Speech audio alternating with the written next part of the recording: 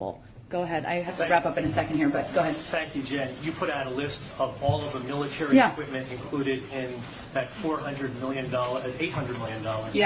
that's being provided to Ukraine. Among those items, let me read them to you: 100 grenade launchers, 5,000 rifles, 1,000 pistols, 400 machine guns, and 400 shotguns.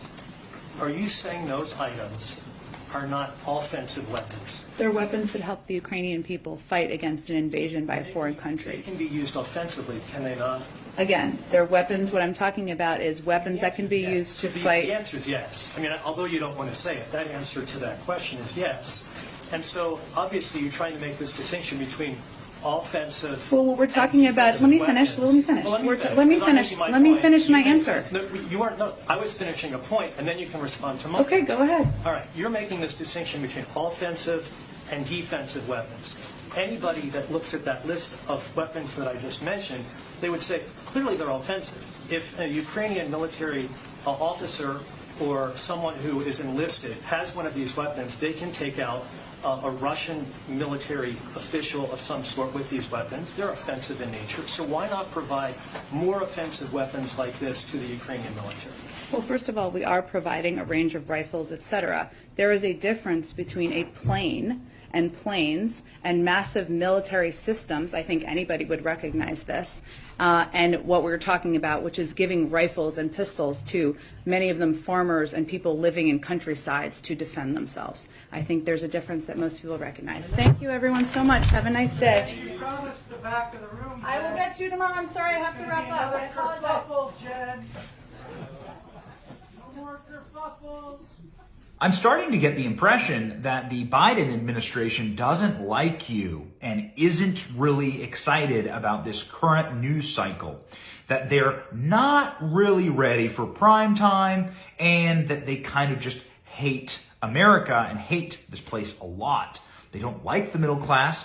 They're not fans of you being able to get cheap gasoline or cheap groceries or fly or travel or even have a job without a vaccine mandate. The Biden administration shows its contempt for you almost every single day, whether it be Pete Buttigieg sitting there saying that you need to start taking public transportation if gas prices are too high.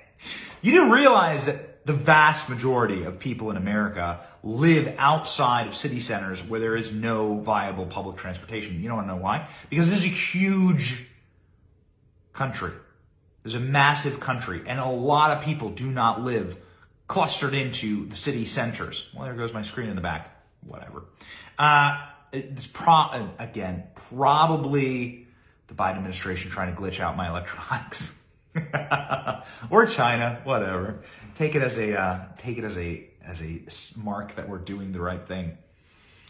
The Biden administration continues its contempt for America and Americans by pushing insane policies. Same Pete Buttigieg was out saying you should buy a Tesla. Hey, if you can't afford gas, buy a $50,000 car. Like me. Jen Psaki was losing her mind. Also this week at the White House, snapping and walking off stage in a huff. And Elizabeth Warren has a complete brain scramble, fried egg meltdown when asked who's responsible for inflation. It seems like everyone but her and her own stupid policies. Now we're seeing those policies collapse. It's good. It's a refreshing thing. It's time to fight back. And we certainly are on this channel. Thanks for watching.